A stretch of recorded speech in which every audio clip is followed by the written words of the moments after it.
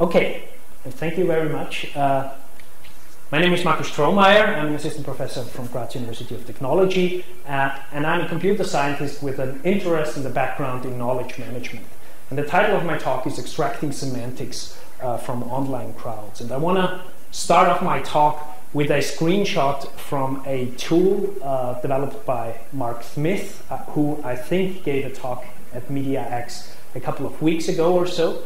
And what you see here is a screenshot of a social network of people on Twitter who tweeted a particular term, in this case, Cathay Specific, the term of an airline. And what you see is not only the social relationships among the people on Twitter, such as which person follows which other person, what you also see is a collection of terms that is particularly important to a particular community. So for example, this group of people in this cluster here talked about Cathay Pacific, SFO, One World, KLM, and other terms. And that's what I want to talk about in today's talk. I want to talk about the semantics of online conversations, and I want to talk about the meaning of conversations and how we can get a grasp of the semantics. One of the problems with that kind of visualization is that we can't really get a deep understanding of the most important concepts other than this bag of words that we see here. It's just a collection of terms. We don't have a deep understanding about how these terms relate to each other, whether there are certain terms that are more abstract than others, whether certain terms are more important than others, and so on and so forth. And when we look at semantic structures on the web, and when I talk about semantic structures, I talk about semantic structures like, for example, semantic structures in the Open Directory project, which is a directory project maintained by Google, where users can classify resources into a taxonomy of terms.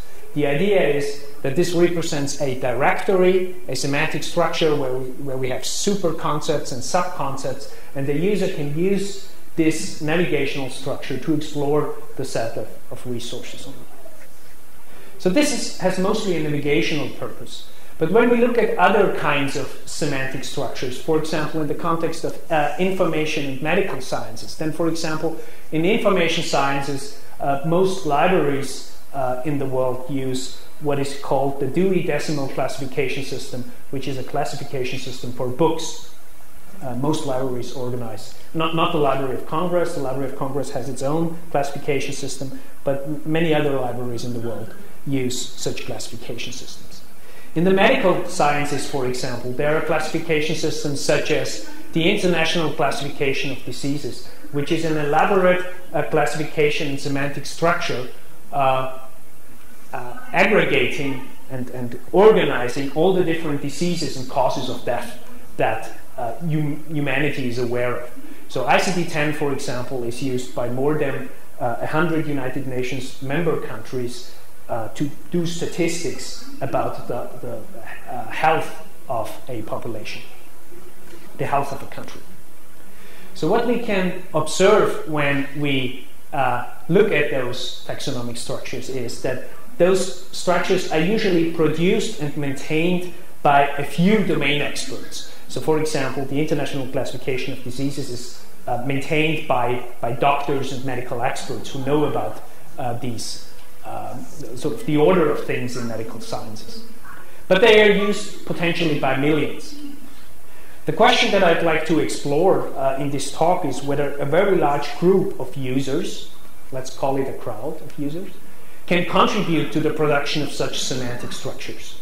That's going to be the main focus of my talk. And the Library of Congress did some experiments in that regard. So in 2008, the Library of Congress made an experiment. It decided to upload a number of pictures from their collection up on the web, on Flickr in particular, in order to have users of Flickr annotate and organize these resources. The idea was, can the Library of Congress post the 3,000 photos on Flickr and get metadata, essentially, that helps organizing these resources. And 24 hours after launch, launching this experiment on Flickr, over 4,000 unique tags have been assigned to these photos, and approximately 19,000 tags have been added. And that's usually work that is done by, by trained librarians who know about classifying and organizing resources. Of course, when we look at the data that these users have produced, the data is usually noisy, it's very unstructured, it's unqualified, it has weak semantics. Essentially, it's noisy and messy to work with. And I'm going to talk about some of the work that we've done in the area of analyzing semantics in social tagging systems, and whether this data provided by users, for example, of Flickr, can actually help to induce semantic structures. For example, like the semantic structures that we've seen before, duodecimal classification system, ICD-10. So what's the outline, what's the agenda of my talk? I want to start off with a brief motivation, and then I want to talk about extracting semantics in 3 particular case studies or projects that I'd like to walk you through. The first 2 case studies focus on extracting semantics from data provided by users in social media, and the third one focuses on interacting with users in a particular way to extract semantics. When we talk about extracting semantics from text, or extracting or engineering semantics in general, the literature distinguishes at least between 2 different directions.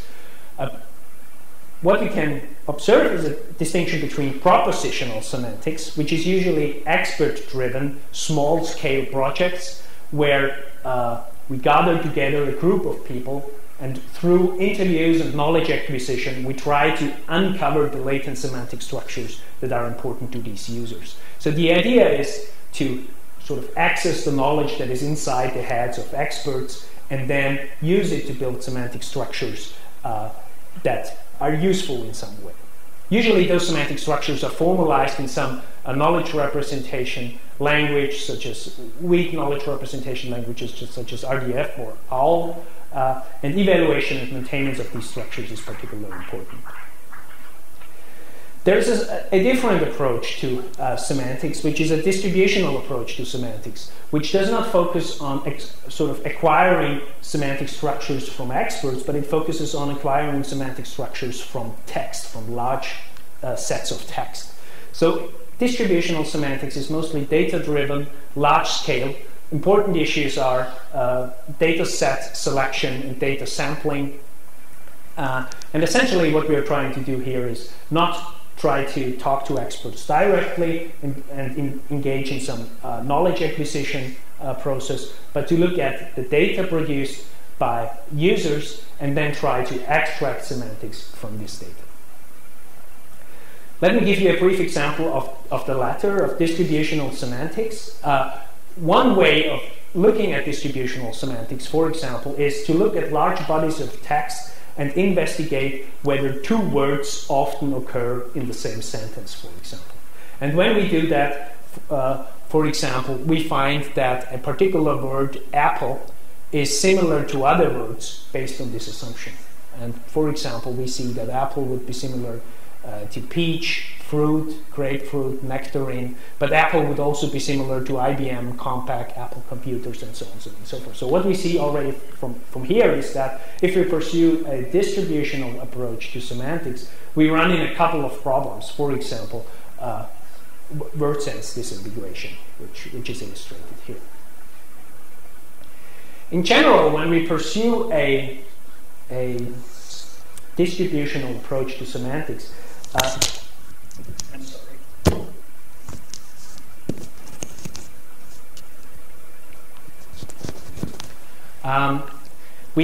It is usually a multi-step process. So where we start off with identifying basic terms in the universe that we are interested in the next step, we might be interested in identifying synonyms, terms that denote the same concept.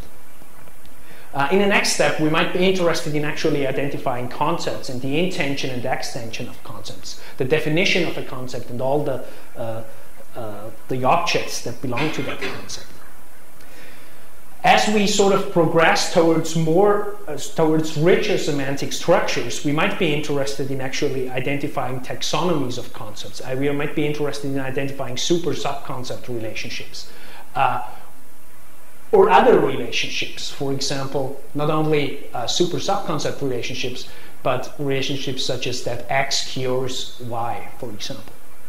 And ultimately, what we might be interested in is to learn axioms and rules that describe the world as it is. So we are sort of progressing this pyramid from the bottom to the top. And what I want to talk about in this talk is I want to give a few examples of different levels in this pyramid and how we can extract semantics from social media. So the vision of this research is to utilize the online behavior of crowds for the construction, maintenance, and enrichment of large-scale semantic structures, such as taxonomies, classification structures, and so on. And the mission is, how do we achieve that vision? To model behavior of large numbers of users online, to develop techniques and algorithms that acquire semantic structures from users' interactions with data and users' interactions with each other, and also to see to what extent we can influence user behavior in emergent semantics. In my talk, I want to focus on 3 particular activities that users can engage in online conversations. I want to focus on extracting semantics from labels, for example, such as hashtags that are used on Twitter to label tweets. I want to focus on extracting semantics from social tagging systems. And I want to focus on extracting semantics from collaborative authoring systems, such as Wikipedia. I'm going to use a slightly different system. So the driving question for this talk will be whether we can tap into the outcome of these activities to extract and evaluate semantic structures. Let me start with social labeling and studying the semantics of hashtags. The problem that I'd like to address is whether, given a hashtag, whether we can identify what the meaning is. And let's start off with an example. Let's look at a particular tweet by a user called Healthy New Day, which uses a particular hashtag, obesity, to annotate a particular tweet. For example, more weights equals longer hospital stays. Those hashtags are usually used on Twitter to sort of describe certain tweets, but also to open up communication channels with other users.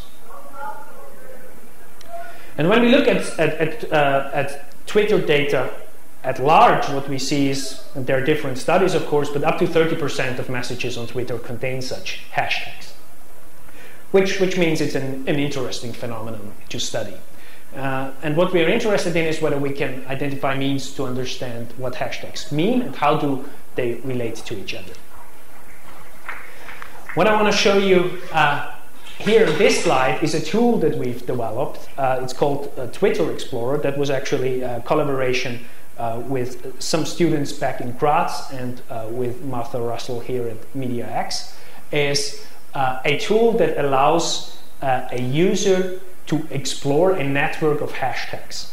What you see up on the top right corner is an egocentric network of a particular hashtag, in this case obesity, and the one-hop and two-hop neighborhood of that hashtag on Twitter. What do we mean by one-hop and two-hop neighborhood? The one-hop neighborhood of that tweet would be all those hashtags that co-occurred with the original hashtag in the same tweet.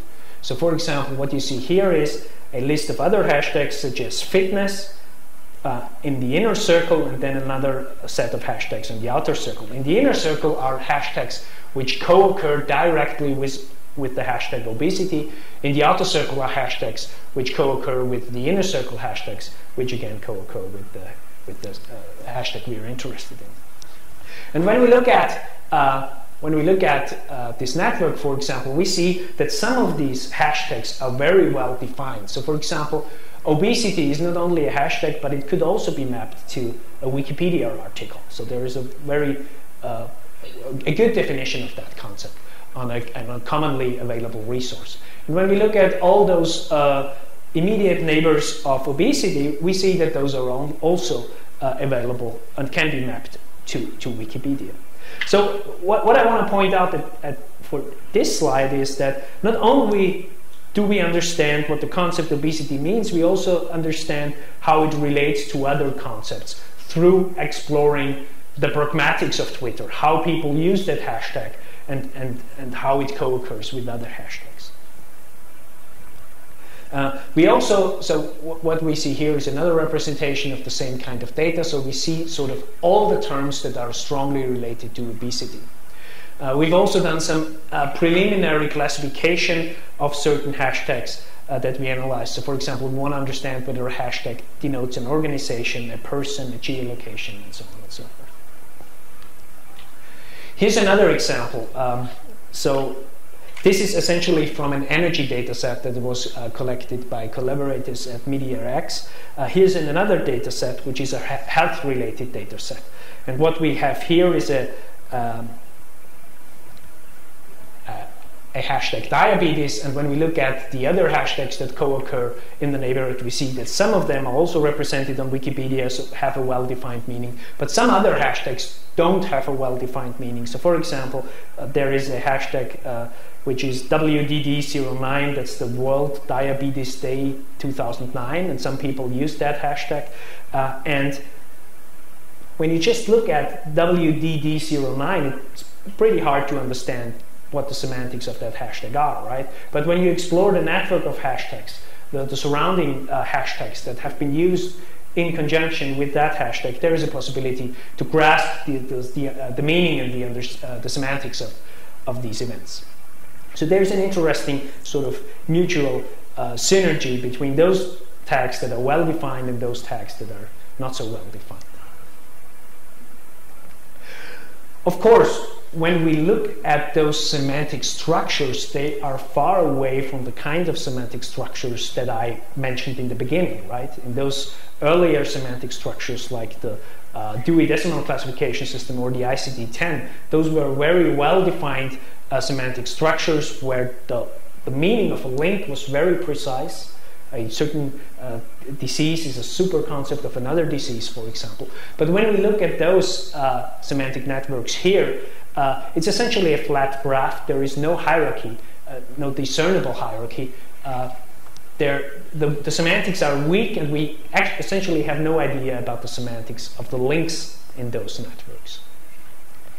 So the question that I'd like to pursue in the next part of my talk is whether we can qualify semantic associations in such a network, in such a way, for example, that X is more general than Y. For example, that health is more general than diabetes, or X is a subconcept of Y. And that's where I want to talk about the work that we've done in the context of social tagging systems, which is a slightly different context, but it's similar in the sense that users in social tagging systems, and I'm using the example of Delicious here, that users in a social tagging system usually assign tags to resources. And when we look at social tagging systems, what we can observe is usually a tripartite structure that emerges through that activity. And that tripartite structure is typically called a taxonomy, a tuple F, a sort of a crowd-based taxonomy. That's sort of the origin of the term taxonomy, which can be mathematically described as consisting of 4 sets. First consists of the 3 disjoint finite sets users U, tags T, and resources R. And then it consists of an additional set, which we might call Y, which maps users U to tags T and resources R. And that gives a very rich network structure that we can study from multiple angles and from multiple perspectives. One thing, the vision of taxonomies has been that when users annotate resources in social tagging systems, that somehow miraculously a hierarchical structure emerges, much like the hierarchical structures that are developed by experts, but instead of a controlled process, the idea of tagging systems on taxonomies is that in sort of a chaotic, loosely controlled process, these hierarchies emerge. There have been a couple of ideas and algorithms put forth that operate on this tripartite graph structure in order to uncover different kinds of hierarchical structures. And one of these algorithms works in the following way. Let's assume that we can build a network of tags from this tripartite structure that we can observe in social tagging systems, where each node represents a tag, and two tags are linked to each other. It's pretty hard to see here, but there are edges between those nodes, where two tags are linked with each other if they have been assigned to the same resource, for example, right? So there is a link between this node and this node if both nodes have been assigned to the same resource. Then the idea of Hector Garcia Molina and Paul Hyman was that if we have such a network, then those tags who are more central to this network, who are more connected in this network, or in network theoretic terms, those tags that have a high centrality are more abstract than those tags who are the outskirts of this network, right? And we can use that intuition to build or to reconstruct a taxonomy based on the loose interactions among people, the loose interactions among users of social tagging systems who freely annotate resources with tags without any coordination. The idea is that we can apply this algorithm and then come up with those hierarchies. What we've done in our research is we've implemented not only this algorithm but a set of other algorithms, also traditional hierarchical clustering algorithms, in order to reconstruct these hierarchies from the inherently noisy and weakly structures that we can observe in social tagging systems. And here's an example. What we see here is the application of the algorithm that I've just explained to a flickr data set, where out of the sort of the uncoordinated set of tags that have been assigned, a hierarchy emerges where certain concepts are at the root. In this example, it's 2005, and then there are sub-concepts and sub-sub-concepts and so on and so forth. And the idea is that, assuming that a large set of users annotates resources in a social tagging system, after a certain while and after a certain time has passed, these emergent hierarchical structures can be extracted and can be used for different purposes. So one of these purposes here would be, for example, to facilitate navigation in a resource collection. For example, to facilitate navigation of those pictures that the Library of Congress has uploaded to Flickr. We've implemented not only this algorithm, but a whole range of algorithms to build those hierarchical structures. And what you see here is a bird's eye view of these hierarchies, together with an abstract of the top-level concepts for each of these different approaches. Those were the approaches that we've implemented: k-means, affinity propagation, tag generality. Those are the algorithms that we've applied. And applications for these hierarchies are for user navigation, ontology learning, word sense disambiguation, and so on and so forth. Of course, the question that is of interest is which of these algorithms produces more precise hierarchies than other algorithms. So what we've done at this point is we've implemented a whole range of different algorithms. What we don't know is which of these algorithms performs best or outperforms others, and how to evaluate that. Well, there are several approaches how this can be evaluated, and one particular approach that we've pursued is one which is sometimes called semantic grounding. And the idea of semantic grounding is the following. The idea is, let's take an existing lexical database for the English language, such as WordNet, and compare it to the emergent hierarchical structures that we've extracted from social tagging systems. So, for example, when we've extracted a hierarchy from social tagging systems, one particular relation that we might observe is that the programming language Python is a subconcept for programming. And then what we can do is we can approach WordNet or some other existing lexical database for English and try to map the concepts from the emergent hierarchies, from the folksonomies, to concepts in WordNet, which has sort of a proven quality. And the idea is that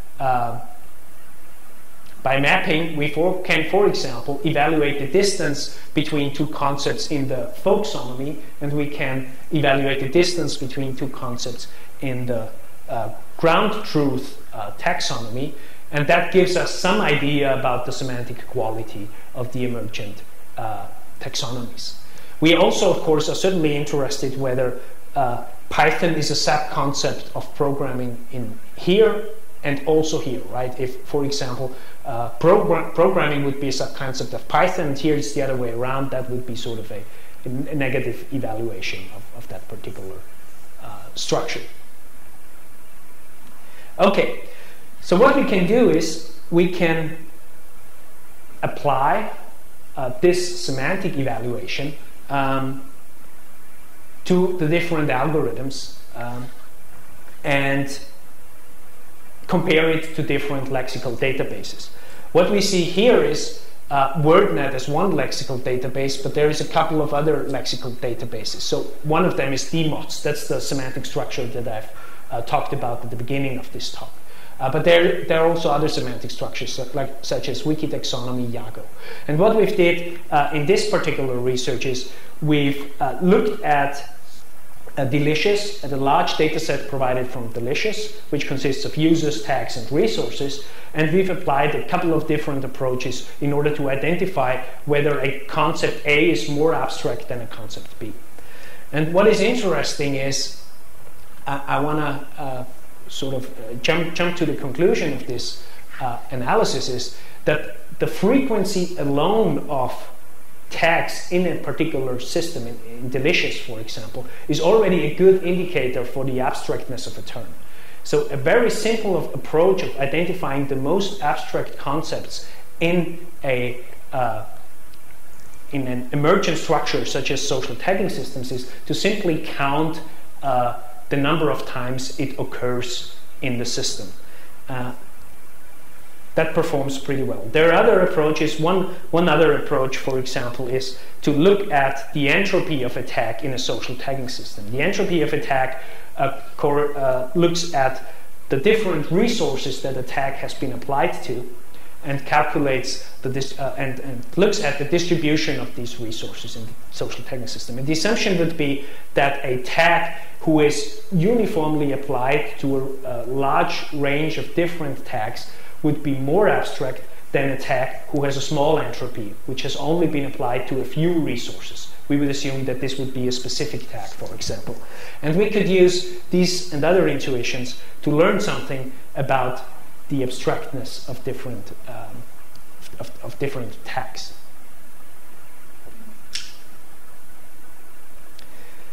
There are a couple of limitations and opportunities that we can identify when trying to extract semantics from social tagging systems. Well, one of the things, and I'm just skimming over here a couple of findings that we've produced in our research on in this domain, is that depending on how users use tags, our ability to extract semantics from these systems differ. So we found that in certain systems, users behave in certain ways, and it's much harder to extract semantics from those systems than from other systems. So for example, we've looked at two particular types of users. On one hand, we call these users categorizers and describers. Categorizers are users who use tags much like folders, where they simply store resources into folders. And the vocabulary that they use is very constrained. They essentially mimic a folder structure in a file system. Whereas describers are users who freely associate words with a particular resource without any file system in mind or without any taxonomic constraints. And we found that describers produce much better emergent hierarchical structures than categorizers, for example. So the behavior of users in those systems actually influences the kind of semantics that can be obtained. Some related work also found that the social networks influence the resulting semantic networks. So what I've shown at the beginning in the Twitter example is we've seen social networks among users, and then the terms that these social networks use to talk about a certain topic. Research by Wang and Groth found that the social networks and the social structures influence the meaning of terms, essentially. This brings me to the last part of my talk, where I want to talk about another attempt of extracting semantics from crowds, which is to a certain extent different from the first examples that I've mentioned. Whereas the first examples focused on extracting semantics from data that users have provided to systems such as Twitter or social media with little coordination and collaboration. In the last part of my talk, I want to talk about an example where there is a higher degree of coordination and a higher degree of collaboration. And the question essentially is whether we can turn ordinary users into contributors for a medical taxonomy production project. And what I want to talk about is a project that is currently underway at the World Health Organization, the WHO, which is called the ICD-11. The ICD-11 is the 11th revision of the International Classification of Diseases. It contains more than 20,000 concepts. Those are diseases and causes of death. And it organizes it essentially in an ontology, which is more or less a hierarchical organization of terms and concepts. And this is used, again, to do statistics across countries, of course, but also, for example, in Austria, each and every emergency response team has a copy of the ICD-11 in their, essentially, in the ambulance, and it classifies each and every incident according to this structure. So ICD-11, the International Classification of Diseases, is a project that ran for more than 100 years. So the first version of the ICD-1, has been constructed, I think, around 1900 or so. And it used to be the case that it was constructed by medical experts and ontology engineering experts who came together to discuss changes to the current version and to discuss the new revision and in face-to-face meetings. The idea of ICD-11, of the 11th revision, is that for the first time the ICD-11 will be crowdsourced. So the idea is, instead of having just 70 experts who meet physically at an office building in Switzerland, the idea is to develop a web-based tool that allows not only experts, but everybody who is interested in the ICD-11, nurses, doctors, other people who have some kind of medical knowledge or medical background, to participate in that process and to contribute their experience and knowledge to this. The BMIR, the Biomedical Informatics Research Department, has developed a tool which is called ICAT, which stands for Initial ICD-11 Collaborative Authoring Tool, which is web-based, which allows users all over the world to contribute to that project and to suggest changes to the classification system, for example, based on experiences they have with that classification system. And the idea is not only to offer a bottom-up support in this tool, which means that everybody can contribute and participate to the development of this classification system, but also top-down. The WHO needs some control over that process, because by the end of 2015, WHO wants to roll out that new taxonomy to all those countries who like to adopt it. So there are currently 70 users, that's sort of a month ago, but there has been recently a big rollout where we expect thousands of users to participate in that process. The challenge, of course, for WHO as the operator of that platform and as the entity who has an interest in that project is to understand and shape this crowd-based taxonomy production process. It's very hard for WHO to ensure that by 2015 a robust and stable taxonomy will be available if it's being developed in a distributed way with little control over the contributions of individual users.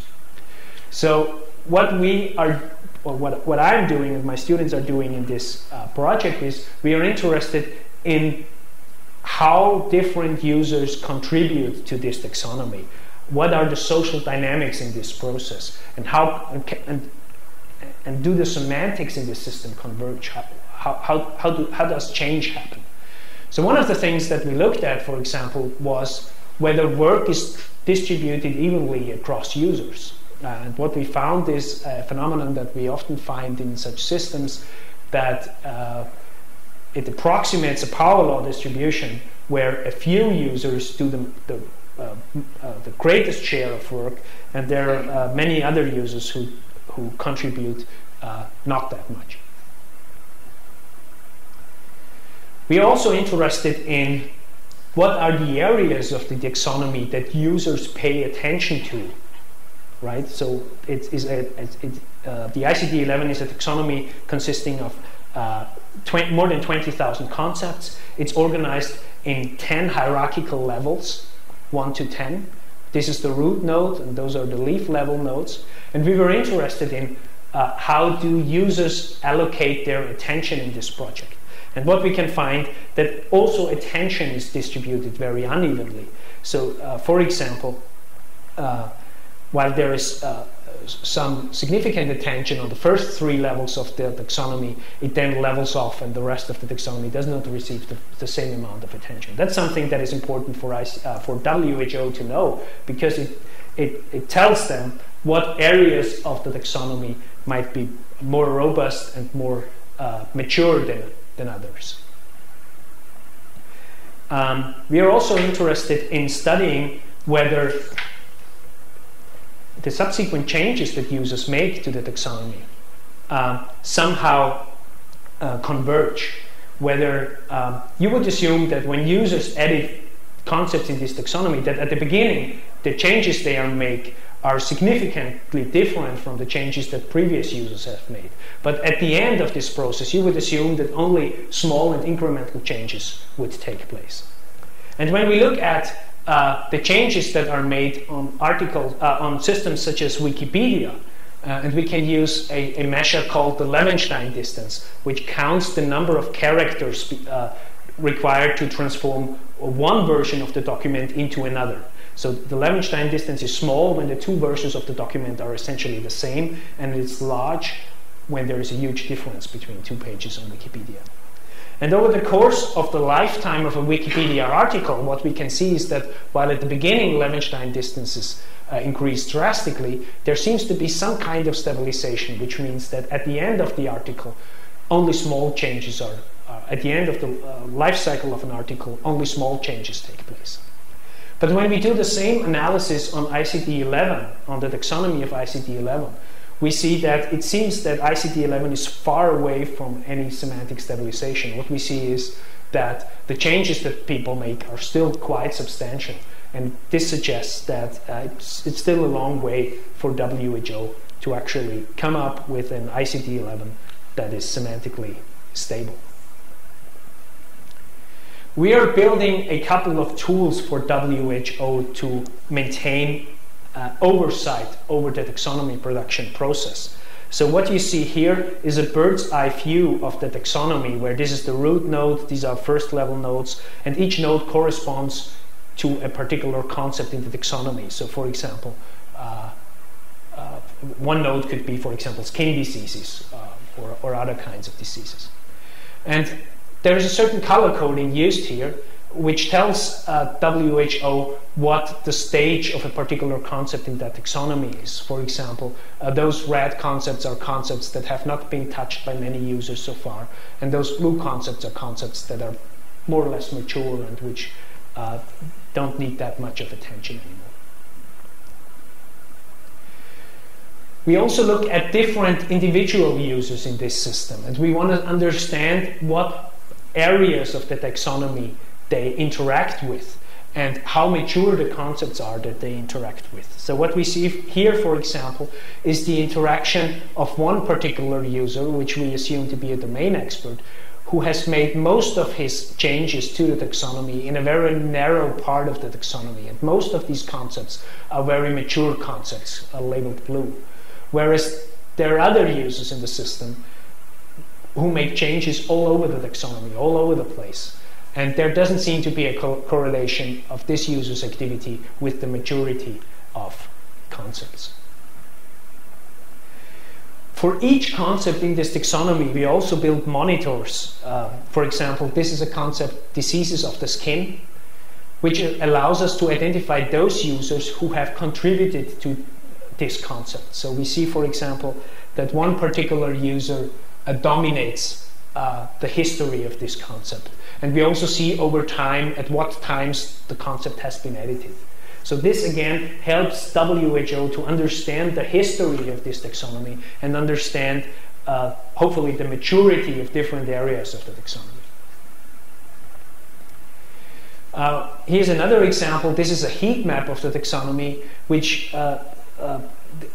highlights those areas of the taxonomy which have been recently changed. So those areas which are red, which are hot, have received lots of activity in the last, for example, 3 days. And those areas which are blue, which have cooled off, are those areas of the taxonomy which have not received any activity. Yeah? What about the edges? One user? The edges here are taxonomic edges. So this concept is a super concept of this concept. The size of the nodes corresponds to the number of changes to this concept. So larger nodes are those nodes where there is more activity, and red nodes are those nodes where there is recent activity. Okay, I want to wrap up my talk at this point. I hope I could give you a sort of a broad overview of different projects that I'm currently involved in, aimed at extracting semantics from different kinds of web-based systems. I talked about extracting semantics from Twitter and some of the problems that we have. I talked about extracting semantics from social tagging systems and some of the problems that we have. And finally, I talked about this ICD-11 project, where people actively collaborate to define hierarchical semantic structures.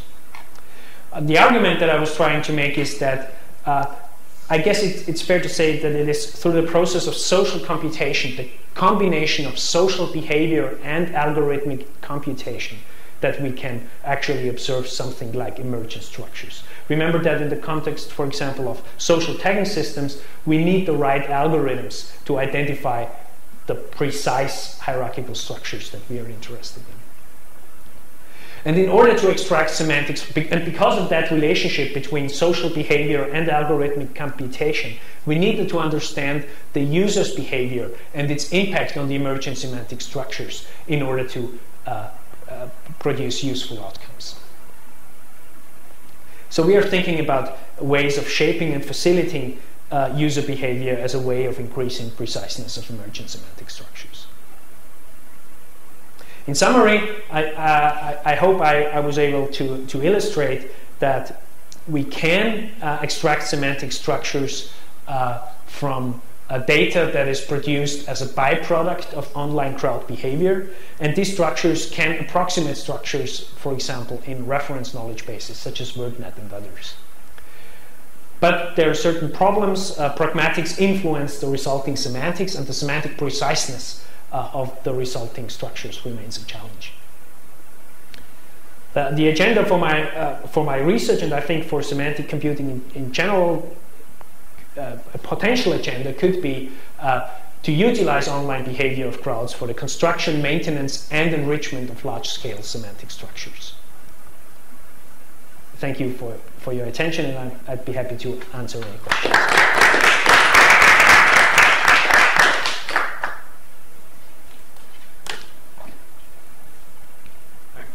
Yeah. So I thought that was a great talk, and I thought it was interesting that it was different than what I expected. Okay.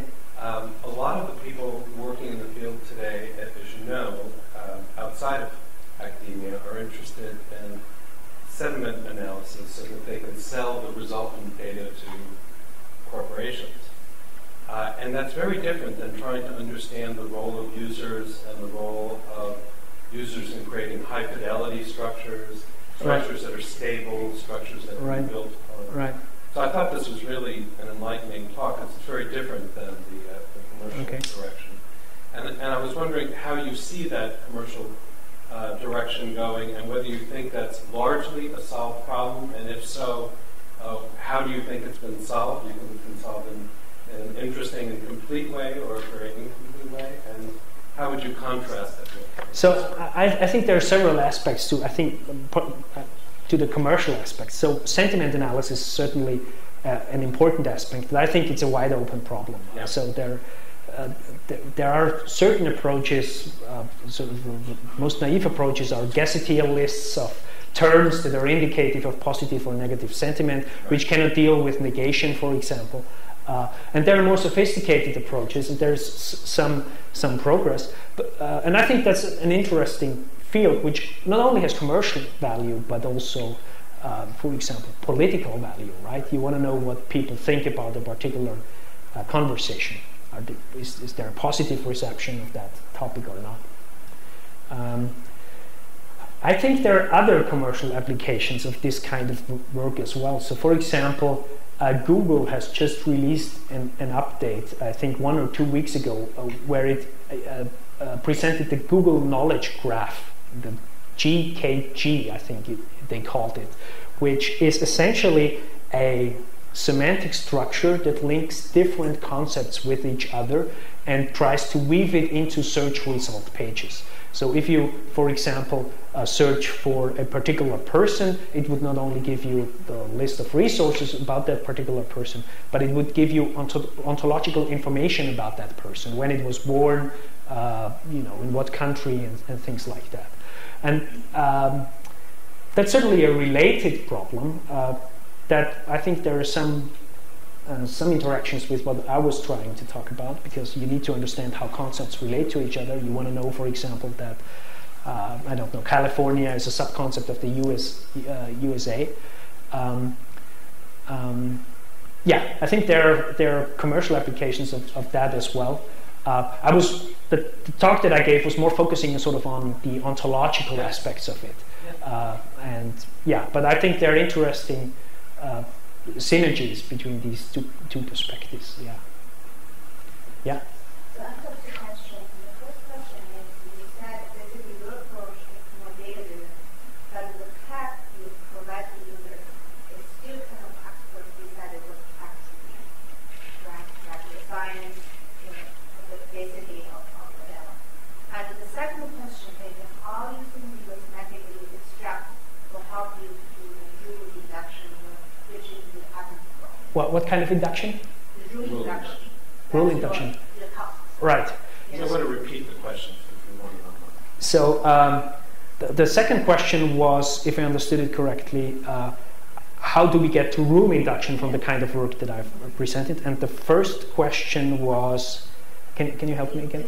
Basically, you said it's pure data-driven. It's pure data. Okay. That's your approach, but it's still when you provide users with tagging, that's the tags are right. provided. Right. So let me start off with that question. The question was, the approach that I was presenting is not purely data-driven, but it requires interactions with users. And I think that's actually the interesting and exciting part of that research, because extracting semantics from text is a field that has long been studied. Extracting semantics from books, and or other textual resources, newspaper articles. There are corpora for that. There's Brown corpus, for example, and other corpora. I think what is exciting about extracting semantics from user-generated content, where users are interactively involved in the processes, for example, that you can get much more timely semantic structures, right?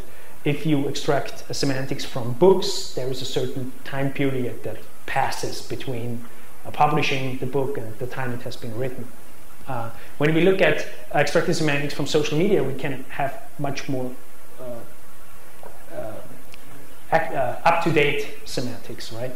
And we might even have a chance to increase the preciseness of the semantic structures by influencing user behavior. I think that's what's really interesting, and that's an opportunity that we don't have when we just extract semantics from data. So I think the interaction between user behavior and semantic extraction is really exciting. The second question was, how do we get to rules? So in our work, we are not at that point yet. Of course, there are algorithms that we can look at. For example, there's association rule mining, which has also been applied in the context of social tagging systems, which tells us something about the relationships between tags. But I think that's certainly far away from where we are currently, and it's a vision, but it's not something that we have done, or I'm not aware of any other group that has succeeded in extracting useful rules from social media data. Yeah. Have you explored game theoretic approaches to semantics and incentivized sort of collaboration in like task allocation with ontology engineering or anything? There are, so I'm not aware of game theoretic based approaches to semantic extraction, but there are game-based approaches to semantic extraction. So for example, there's a group at MIT, Henry Lieberman, who implements games that people can play in order to extract semantic knowledge from the players of these games.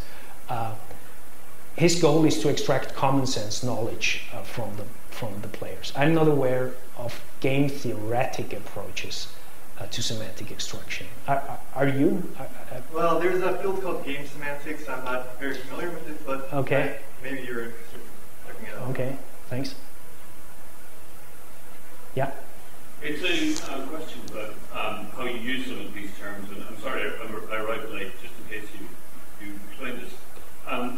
You use the word ontology, so I assume you mean there something along the lines of inventory plus hierarchy, okay? Yeah. Yeah, okay. In fairness, it is quite a remove from how it was originally used in philosophy, and some of us are still deeply unhappy with it, okay?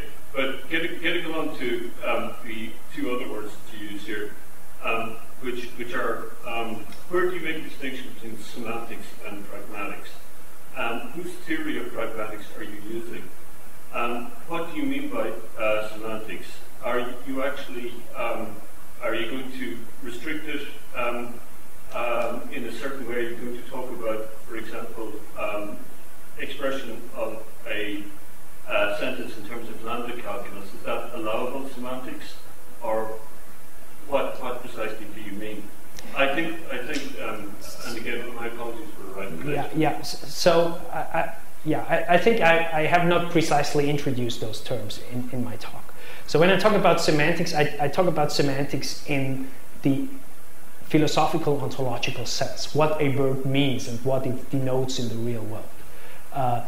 And that's what we are trying to get at when we look at semantics. And we are using certain knowledge bases developed by linguists such as WordNet and others to evaluate the semantics that we extract from social media with those existing ontologies. And when I say ontology, I have sort of a technical approach to ontology, which is represented as OWL or RDF or in some kind of other knowledge representation format.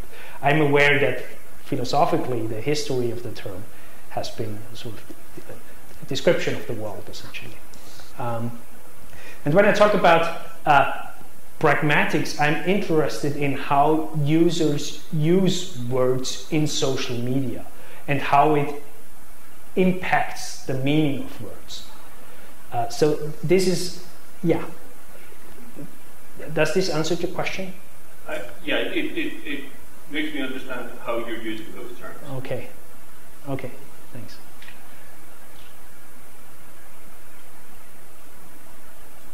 Yeah. Can you say a bit more about affecting social behavior? Because I'll give you an example. First of all, I'm not a big tweeter. but I've had companies before that have parsed conversational data and analyzed it. And my question really is, I think I wonder if you're really I wonder how clean the data is in terms of the inferences you're trying to make from it. So, for example, if someone instructs me, if I'm a new tweeter, let's say, and someone instructs me how to tweet, the first thing they'll tell you is it's useful to use hashtags because it identifies it helps people find your tweet. And so that's a good thing. So use them. And that doesn't mean that I understand what the tweet means or give any meaning to the tweet. It simply means I'm using it as a way to attract attention on Twitter. And so I wonder whether that's really reflective at all of my knowledge base or how I think about terms, or certainly how I think about healthcare, because I happen to be a healthcare professional. I mean, if a conference's hashtag, if a medical conference's hashtag is something, and I'm at that conference tweeting, I'm going to use it whether or not I have a clear understanding of what that is. I'm just using it because I look at a line of people tweeting and I see that they included it also, so that I include it. And, I wasn't aware the ICD-11 was getting developed this way. I'm kind of shocked. I mean, I'm interested because I'm interested in seeing how consumers think, but I really wonder if looking at hashtags is going to tell us that. So just to clarify, hashtags have nothing to do with ICD-11. I understand that. Yeah. I understand that, and I have a separate comment to that. But I'm just saying that ICD-11 might have a very different system. But absolutely. That method is going to be uptaken by a lot of different groups that may not be quite so careful in their methodology. And I guess that's where I'm getting to. So, regarding your first comment, the hashtags. So, while I guess I agree that individuals might not always be fully aware of the specific meaning of the hashtag that they use, we hope that in aggregation, by aggregating all those tweets that were used together with a particular hashtag, we get the substance or the essence of a particular hashtag. So if we, for example, follow all the tweets of all the people at a particular conference who were using this conference hashtag, I guess it's fair to assume that you would get a good understanding about the contents of that, or the subject of this conference. So the idea is, while individual data might be biased, might be incomplete, might be noisy, in aggregation, the essence, the semantics of those concepts emerges. I'm not sure whether that's true in all cases, but at least that's sort of the approach that we take here. And regarding your second comment, the ICD-11, so that's not only a user-driven approach, it's also an approach where WHO maintains control over the process. So there's nothing in ICD-11 that will, to my knowledge, that will make it to the final version without WHO approving of the contributions. So that's what I meant when I said it's both a bottom-up and a top-down process. Do we have another question here? Yes. Is the failure of a particular analysis to converge a fatal result, or do you still get something useful?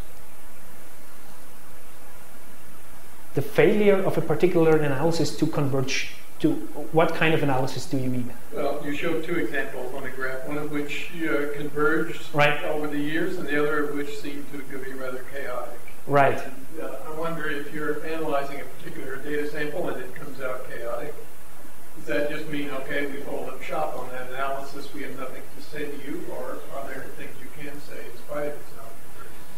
So what we looked at here are Wikipedia articles and whether changes become smaller over time. And this turns out to be the case. In ICD-11, it doesn't turn out to be the case. And I think what we can learn from this is that ICD-11 is the current, and it's very young, this project. It has just started. There are 2-3 more years to go. But we can say that at this point in time, changes made in each interaction are still substantial. And this suggests that semantic stabilization did not take place yet at this point. We might hope that we would see that towards the end of the project, that only minor changes are being made. But at this point, we cannot observe that. That's only 2 years, and you have a similar pattern here in the very beginning, right? Yeah. Jumping up and down, just sort of particles. Yeah. And this is a science which develops, right? If you will figure out new diseases, you have to update. So right. Right. Yeah, I completely agree. It shows some kind of agreement. We don't have what is the Wikipedia topic we are talking about. That's it might be a historical fact which no one is anymore debating. in this case, we looked at ICD-10 articles on Wikipedia because those can be identified. One could imagine that that points to disputes, that different individuals or groups in the community are reading it differently, disputing some point either of semantics or some points of fact or whatever. And I guess flagging those as areas where experts should delve into the analysis might be useful. That's what we hope to get at. So there are several concepts in this taxonomy, for example, which are controversial. One of those is chronic fatigue syndrome, which is some people believe it's a disease, some people don't believe it's a disease. And we would assume that the kind of measures that we develop are able to pinpoint those concepts that are more controversial than others in order to bring the attention of WHO personnel to these concepts, and, telling them essentially there's more work to be done there before actually releasing it. Any other burning question? All right, let's thank Markus.